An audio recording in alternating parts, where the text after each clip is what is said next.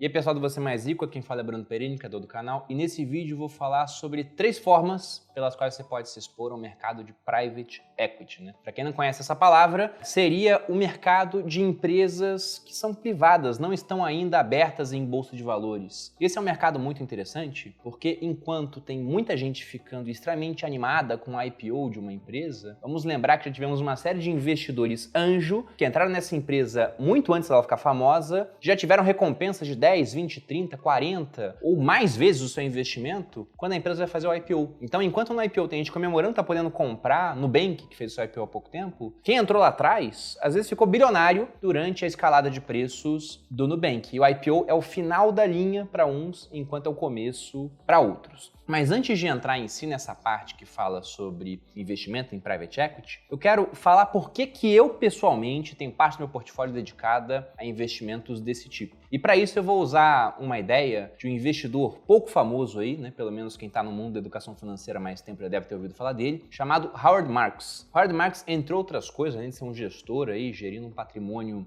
gigantesco, né? Ele gere mais dinheiro do que o valor de mercado da Vale, por exemplo, em termos de comparação. Ele também escreveu alguns livros. E eu estou com o mais importante para o investidor, é um desses livros. Inclusive, para quem assina a Finclass, nessa semana está saindo um Finbook do Thiago comentando cada um dos capítulos desse livro, porque ele fala do mais importante para o investidor, mas tem 20 capítulos falando sobre aquilo que é o mais importante. E depois, no final, ele acaba fechando tudo, né? Falando que o mais importante é juntar tudo isso. E o Howard Marks, ele tem ideias muito interessantes. A primeira delas, que eu gosto muito de salientar, é a maneira pela qual ele ganha dinheiro nos mercados. Ele não gosta de participar dos mercados onde está todo mundo olhando. Ele gosta de mercados mais ineficientes. Então, por exemplo, ele gosta de comprar dívidas de empresas que estão tão mal das pernas, né, quase a ponto de quebrar, de maneira que todo mundo odeia tanto aquelas empresas que talvez estejam muito mais baratas do que deveriam estar. Então ele compra muito crédito estressado e depois a empresa vem a se recuperar. Logicamente ele não acerta tudo que ele faz, mas ele acaba tendo um retorno muito bom com isso. E dentre os princípios que ele segue na gestora dele, da Oaktree Capital, ele tem 6 princípios lá, teve um que me chamou muita atenção, que é essa questão de que ele prefere esses mercados ineficientes. E aí, cabe destacar o que é um mercado ineficiente. Um mercado eficiente seria a Bolsa de Valores americana, né? Na verdade, o mercado de capitais americano, lá a gente tem várias bolsas de valores diferentes. E é um mercado eficiente porque tem muitos participantes, os custos de transação são muito baixos, virtualmente eles não existem para o investidor, né? Estão embutidos de uma maneira que você não consegue ver claramente, mas são custos baixos. E além disso, é um mercado de informação muito abundante. Então você tem muitas casas de análise cobrindo tanto nos Estados Unidos quanto em volta do mundo. E participantes de toda parte, algoritmos olhando mensagens o dia inteiro. Então veja que com toda essa atenção fica mais difícil você encontrar barganhas naquele mercado. Já o mercado ineficiente é o oposto disso. É um mercado que tem poucos participantes, custos de transação geralmente mais altos e menos informação ou uma grande assimetria de informação. Algumas partes sabem muito mais do que outras sobre determinados cases. Então, ele gosta desse tipo de mercado ineficiente. E ele coloca até uma fórmula para mostrar o porquê ele gosta mais do mercado ineficiente. Ele diz que a performance do investidor, ele usa uma fórmula para isso, ele chama essa performance de Y, é igual alfa mais, abre parênteses, beta vezes X. Aí explicando o que é alfa, beta e X. Então, o alfa é a habilidade que o investidor tem. O beta é a sensibilidade que os ativos que esse investidor escolhe têm em relação ao mercado. E X é o desempenho do mercado. Então, mostrando o que é o beta, por exemplo. Vamos supor que você montou uma carteira de ações aqui no Brasil e quando o Ibovespa cai 10%, ela cai 10%.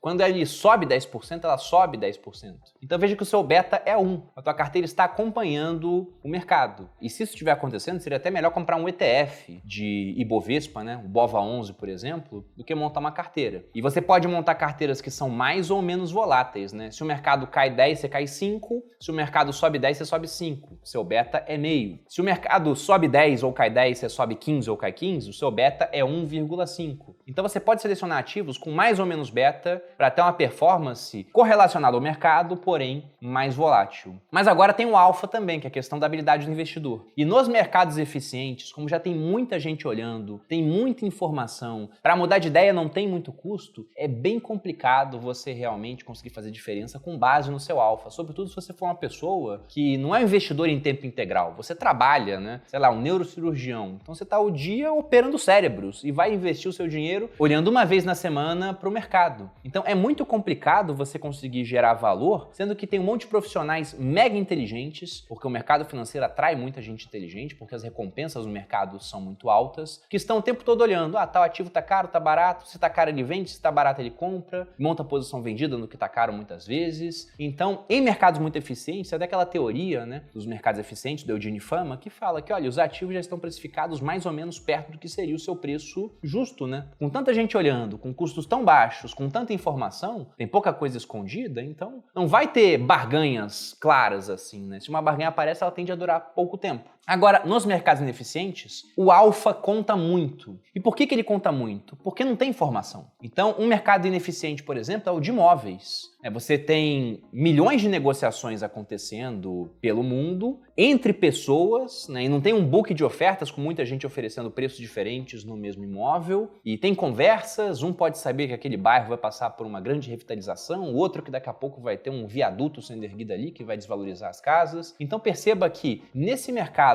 é muito mais fácil uma pessoa que tem muita habilidade na parte imobiliária conseguir um ganho superior àquilo que seria um ganho normal dentro dessa parte. Até por isso que eu gosto também de participar de um mercado de leilão de imóveis, né? Através de investimentos feitos junto com a minha irmã. Mas no mundo do private equity a mesma coisa acontece. Então lá atrás, né, meu primeiro investimento que eu fiz nisso foi na corretora Biscoint. E por que eu investi no Biscoint? Eu pensei, é muito fácil de comprar criptomoedas por aqui e eu acredito que esse mercado vai crescer muito com base na experiência que eu tenho nele, né, nos meus estudos. Então veja que enquanto muita gente tinha medo de investir, eu fiz um investimento que cresceu várias e várias vezes, uma performance muito superior à da bolsa, porque é um mercado ineficiente. E esse foi só o primeiro de vários investimentos que foram feitos depois. Logicamente, como é um mercado ineficiente e pouco líquido, não tem uma bolsa de valores onde você pode vender o seu investimento a hora que você quiser, caso mude de ideia, você tem ao mesmo tempo potencial de muita rentabilidade, mas isso também vem com muito risco e uma falta de liquidez. De modo que mesmo as opções que eu vou mostrar aqui para vocês, dentro de uma composição de portfólio responsável, deveriam ser uma pequena parte da alocação que vocês têm em diversos ativos. Eu, por exemplo, reservo 5% do meu patrimônio para investir em private equity. Se eu for passar disso, eu tenho que diminuir risco em outras pontas, né? Investir menos em cripto, menos na bolsa, algo assim. Então, explicação dada, vamos partir para as 3 formas de se expor a esse mercado. A primeira delas, é provavelmente a mais simples, é através da bolsa de valores. Poxa, Bruno, mas como assim? Você acabou de falar que a gente vai estar investindo em empresas que não são listadas em bolsa. Sim, as empresas na ponta final que receberão investimento não são listadas. Mas na bolsa de valores nós temos fundos, né, ou empresas que investem em empresas menores. Então seriam empresas de private equity. E eu vou destacar 2 empresas aqui que são negociadas no Brasil via BDR, são empresas estrangeiras. A GP Investimentos, o ticker dela é GPIV33, é um BDR patrocinado, e a G2D Investimentos. Eu estou aportuguesando aqui, né? Talvez em inglês ficasse um pouco diferente, que é a G2DI33. Eu deixo claro até que isso aqui não é uma recomendação de investimento, eu só estou mostrando maneiras pelas quais você poderia se expor a esse mercado. Basicamente, o que vai acontecer é que essas empresas, elas aportam seus recursos em empresas menores, startups, que elas esperam que cresçam de maneira muito agressiva, e para esse crescimento, geralmente, a startup ela topa abrir mão do lucro durante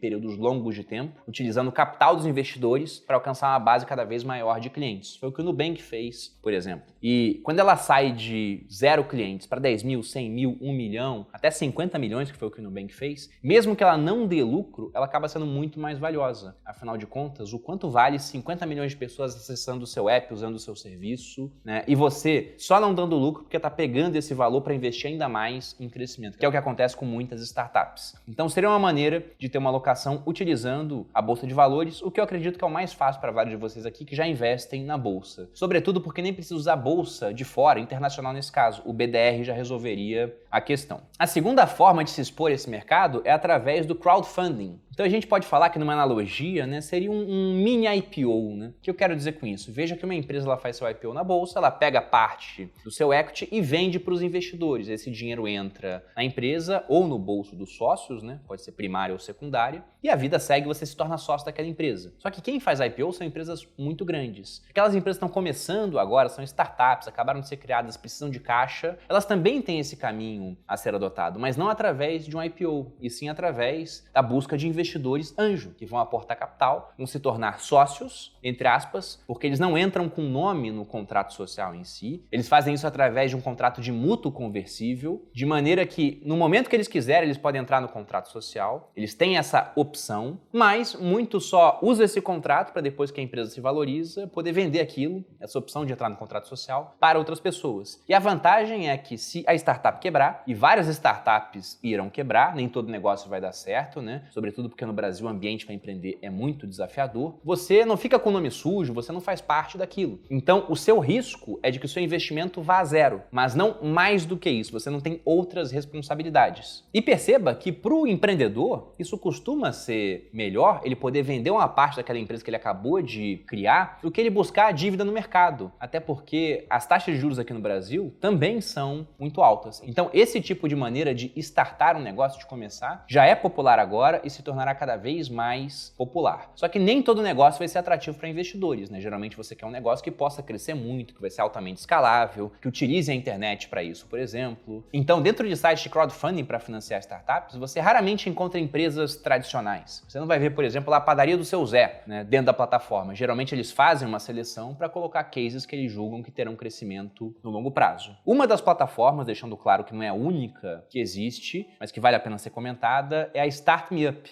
SMU. Então eles fazem esse trabalho de seleção das startups, de oferecer para os investidores. Se eu não me engano, eles entram em todas como investidores também, pelo menos a informação que está pública no site deles. E a vantagem dessa forma de se expor às startups é que você tem um trabalho de seleção direta das startups, é diferente de investir em uma empresa na bolsa que vai comprar as startups. Para alguns, isso pode ser uma vantagem, vamos lembrar que é um mercado ineficiente, e você consegue acessá-las com um ticket mais baixo.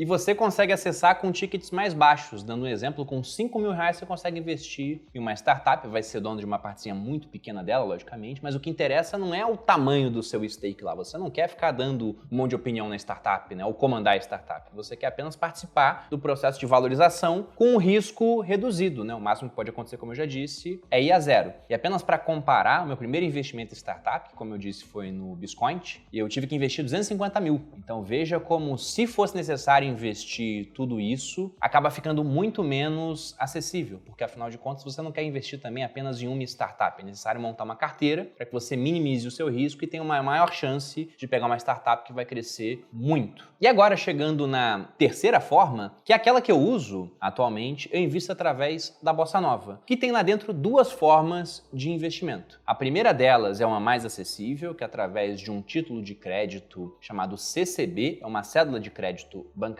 e a outra é através dos pools que a Bossa Nova cria, que funcionam como fundos de investimento. Você investe o seu dinheiro no pool, a Bossa seleciona dezenas de startups, alguns pools com certas teses, outros mais gerais, e você participa da valorização e corre o risco também de maneira limitada, caso as startups venham a quebrar. Mas por que eu uso essa forma? Primeiro, pelo track record da Bossa. Ele já possui mais de 750 investimentos. No Brasil, em número de investimentos, eles são o maior fundo de private equity que existe, e eu digo sempre aqui, tanto no canal quanto lá no podcast Os Sócios, acho que foi até a frase que eu mais repeti ao longo do ano passado. O pessoal fala do momento Sêneca, mas a verdade é que é o momento Hayek que eu mais repito, que é aquela frase do economista austríaco Friedrich August von Hayek, ganhador de um Nobel, onde ele diz que o mundo é tão complexo, né, é tão difícil prever as interações econômicas, que uma só cabeça, por mais inteligente que seja, ela não tem todas as respostas, porque o conhecimento está disperso pela sociedade. Então, por mais que o alfa faça diferença aqui nesse mercado, eu julgo que pessoas que participam desse mercado há muito mais tempo do que eu e olham só para ele vão ser capazes de gerar mais alfa do que eu fazendo as coisas absolutamente sozinho. E eu me dei conta disso, inclusive depois de fazer o primeiro investimento muito bem feito lá no Biscoint. Deu muito certo, né? A empresa está crescendo pra caramba até hoje, muito auxiliada por conta também da grande expansão que nós tivemos no preço das criptomoedas ao longo de 2021 e 2020, mas o ponto é que eu levei 2 meses entre a primeira conversa e o investimento feito no Biscoint. Se eu fosse montar uma carteira com 10 startups, né, e eu levei 2 meses para investir em uma, sendo que era uma empresa em um nicho que eu já conhecia, eu iria levar mais ou menos uns 20 meses para montar a carteira com 10, gastando tempo e alocando também uma boa parcela de capital, já que se eu fosse repetir o cheque que eu dei para o Biscoint 250 mil para 10 startups, seriam 2,5 milhões. Então, naquele momento, passaria da exposição atenção que eu gostaria de ter em startups dentro do meu portfólio e me tomaria um tempo que eu acho que é melhor alocado aqui, no meu negócio, ao invés de ficar selecionando investimento em startups. Então, por conta disso, hoje os investimentos que eu faço são através dos pools da Bossa. Só que para entrar num pool, o investimento já é mais alto, é em torno de R$100 mil,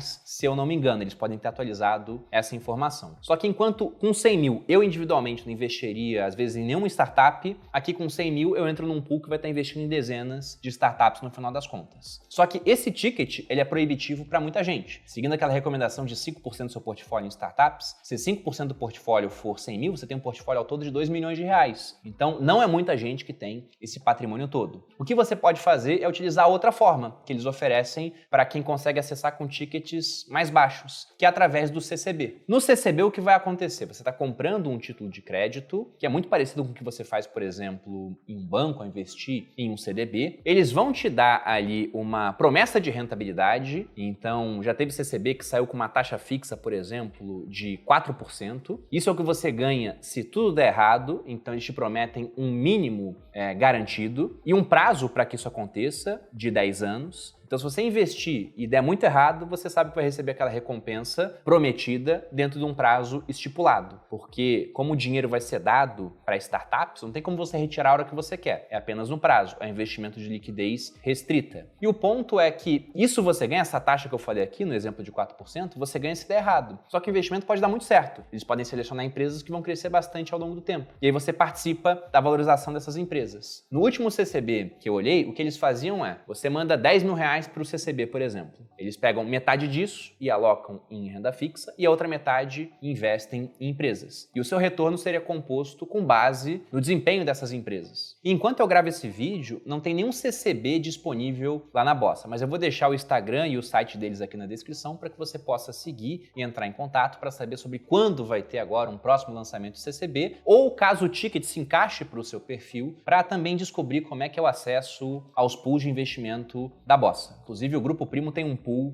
lá dentro, né, de empresas que a gente pega e também busca auxiliar não só com dinheiro, porque hoje tem muita gente com dinheiro no mercado disposta a financiar novas ideias e correr mais risco, mas também com o chamado Smart Money, ou seja, com inteligência de negócio, ou no nosso caso, com poder de mídia, de divulgação, né, que auxilia bastante as empresas a crescer. Vídeo exemplo do próprio Biscoint, né, que acabou crescendo muito por conta da divulgação que eu e o Thiago fizemos nos nossos canais e perfis do Instagram. Resumindo aqui, para acabar o vídeo, as 3 formas de exposição que nós citamos aqui. A primeira delas era através de empresas na bolsa. Início eu dei como exemplo as empresas GP Investimentos, GPIV33 e G2D Investimentos, G2DI33, BDRs negociados na nossa bolsa. A segunda forma seria utilizando uma plataforma de crowdfunding de investimento em startups. Você tem o exemplo da SMU, site Start Me Up. E a terceira forma seria através de um fundo de private equity, que é a Bossa, ou utilizando os CCBs da Bossa, que você consegue acessar com um ticket mais baixo, mas ainda contando com a expertise que eles têm de seleção de startups. E agora eu quero saber a opinião de vocês também. Vocês têm investimento em startups? Já fizeram isso? Ou acham que agora não é o momento porque os juros estão subindo muito aqui no Brasil, então vale a pena ficar mais na renda fixa? Deixa aqui um comentário. Se gostou do vídeo também, quiser outras pautas relacionadas, estou sempre aberto a sugestões. Se houver demanda, a gente provê a oferta aqui do lado do canal. Espero que tenha gostado. Se você gostou, deixe seu like, se inscreva aqui no Você Mais Rico, me siga nas redes sociais. Um grande abraço e até a próxima.